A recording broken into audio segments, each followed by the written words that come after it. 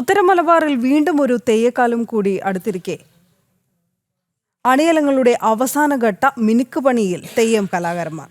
മനുഷ്യൻ ദൈവമായി മാറുമ്പോൾ അണിയലങ്ങളാണ് അതിന് പൂർണ്ണത നൽകുക. ഓരോ തെയ്യങ്ങൾക്കും വ്യത്യസ്ത അണിയലങ്ങൾ വേണമെന്നിരിക്കെ അതെല്ലാം തയ്യാറാക്കുകയാണ് തെയ്യം കലാകാരന്മാർ. തുലാം 10-നാണ് തെയ്യക്കാലത്തിന് തുടക്കമാവുക.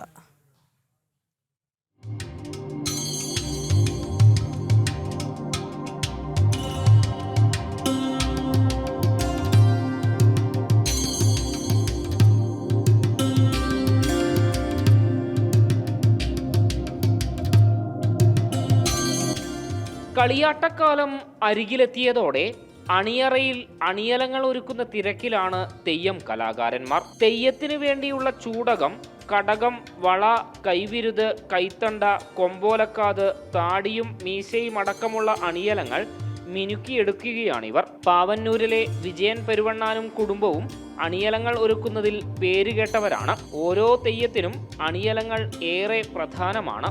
ആചാരനിഷ്ഠയോടെയും വ്രതശുദ്ധിയോടെയുമാണ് തെയ്യം കലാകാരന്മാർ ഇവയെല്ലാം ഒരുക്കുന്നത്.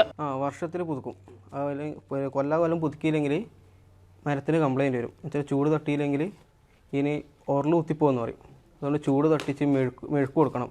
വിളഞ്ഞൊരു മെഴുകും കൊടുത്തിട്ട് മെഴുക്ക് കൊടുക്കാമെന്ന് പറയാം. വിളഞ്ഞൊരു മെഴുകും കൊടുത്തിട്ട് മരത്തിൻ്റെ ഉള്ളിലേക്ക് മെഴുകും വിളഞ്ഞൊറും ഇറക്കും. എല്ലാം കൈനെ കൊണ്ട് തന്നെ. ഇപ്പം ഇത് അരിയലും ഒട്ടിക്കലും എല്ലാം കൈനെ കൊണ്ട് തന്നെ.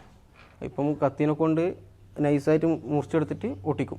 മുള, തകിട്, മെഴുക്, പട്ടുതുണി, മരം, ലോഹം, പീലിത്തുണ്ട്, കുരുത്തോല, വാഴപ്പോള തുടങ്ങിയവ കൊണ്ടാണ് അണിയലങ്ങളുടെ നിർമ്മാണം. തെയ്യം കെട്ടിയാടുന്ന വിവിധ വിഭാഗക്കാർക്ക് തെയ്യങ്ങളുടെ വ്യത്യസ്തതയ്ക്കനുസരിച്ച് അണിയലങ്ങളിൽ മാറ്റം വരും. വൈദഗ്ധ്യവും നല്ല പരിചയസമ്പത്തും ഉണ്ടെങ്കിൽ മാത്രമേ അണിയലം ഒരുക്കാൻ സാധിക്കൂ. മാസങ്ങൾ നീണ്ടു നിൽക്കുന്ന അധ്വാനത്തിന്റെ ഫലമാണ് ഓരോ അണിയലങ്ങളും. തുലാം 1-ന് കാവുകൾ തെയ്യത്തെ വരവേൽക്കാൻ ഒരുങ്ങും. തുലാം 10-ന് ഉത്തര മലബാറിൽ തെയ്യക്കാലം ആരംഭിക്കും. ഇനി അതിനായുള്ള കാത്തിരിപ്പിലാണ് തെയ്യക്കാരും വിശ്വാസികളും.